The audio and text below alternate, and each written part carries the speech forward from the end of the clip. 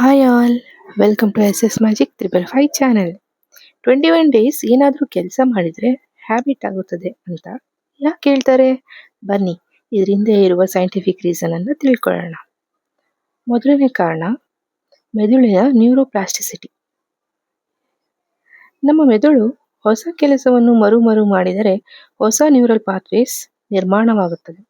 ಒಂದು ಕೆಲಸವನ್ನು ಸುಮಾರು 21 ದಿನ ನಿರಂತರ ಮಾಡಿದರೆ ಆ ಮಾರ್ಗಗಳು ಗಟ್ಟಿಯಾಗುತ್ತವೆ. ಅದರಿಂದ ಅದು ಹ್ಯಾಬಿಟ್ ಆಗಿಬಿಡುತ್ತೆ. Second one, repetition automation.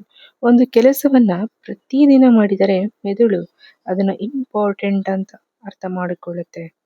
Automatic ಮೋಡ್ಗೆ ಕಳಿಸ್ಬಿಡುತ್ತೆ. ಅದರಿಂದ ನಮ್ಮ ಎಫರ್ಟ್ಸ್ ಕಡಿಮೆ ಆಗಿ ಅದು ನ್ಯಾಚುರಲ್ ಆಗಿ ಆ ಕೆಲಸನ ಮಾಡೋದಕ್ಕೆ ಸ್ಟಾರ್ಟ್ ಮಾಡ್ತೀವಿ.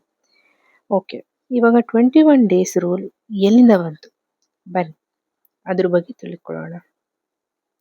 1960ಯಲ್ಲಿ ಮ್ಯಾಕ್ಸ್ವೆಲ್ ಮಾಲ್ಟ್ಸ್ ಎಂಬ ಸರ್ಜನ್ ತಮ್ಮ ಪುಸ್ತಕ ಸೈಕೋ ಸೈಬರ್ನೆಟಿಕ್ಸ್ ನಲ್ಲಿ ಹೇಳಿದ್ರು, ಒಬ್ಬ ವ್ಯಕ್ತಿಗೆ ಹೊಸ ಬದಲಾವಣೆ ಸ್ವೀಕರಿಸಲು ಕನಿಷ್ಠ 21 ದಿನ ಬೇಕು ಎಂದು. ಆದರೆ ಗಮನಿಸಿ, ಇದು ಫಿಕ್ಸ್ಡ್ ರೂಲ್ ಅಲ್ಲ. ಕೆಲವೊಮ್ಮೆ 18 ದಿನ ಸಾಕು, ಕೆಲವರಿಗೆ 60 ರಿಂದ 90 ದಿನ ಬೇಕಾಗಬಹುದು. ಸಿಂಪಲ್ ಆಗಿ ಹೇಳ್ಬೇಕಂದ್ರೆ, ಒಂದು ಕೆಲಸವನ್ನ ನಾವು ಪ್ರತಿದಿನ ಮಾಡಿದರೆ 21 ದಿನಗಳಲ್ಲಿ ಮೆದುಳಿಗೆ ನಾರ್ಮಲ್ ಆಗಿಬಿಡುತ್ತೆ. ಸೊ ಅದಕ್ಕೆ ಹೇಳ್ತಾರೆ 21 ಡೇಸ್ ನಾವು ಯಾವುದೇ ಕೆಲಸ ಮಾಡಿದರೆ ಅದು ನೆರವೇರುತ್ತೆ ಅಂತ. ಇವಾಗ ನೀವು ಕೂಡ ಟ್ರೈ ಮಾಡಿ ಮನೆಯಲ್ಲಿ.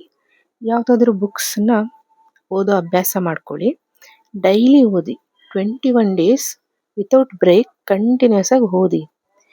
ನೋಡೋಣ ನಿಮ್ಗೇನು ಬದಲಾವಣೆ ಆಯಿತು ಅಂತ. ಬಂದು ಈ ವಿಡಿಯೋಗೆ ಕಮೆಂಟ್ ಮಾಡಿ. Thank you so much. ನಿಮಗೆ ಈ ವಿಡಿಯೋ ಇಷ್ಟ ಆದರೆ ಪ್ಲೀಸ್ ಲೈಕ್ ಮಾಡಿ, ಸಬ್ಸ್ಕ್ರೈಬ್ ಮಾಡಿ, ಹಾಗೆ ನಿಮ್ಮ ಫ್ರೆಂಡ್ಸ್ಗೆ, ಫ್ಯಾಮಿಲಿಗೆ ಶೇರ್ ಮಾಡಿ.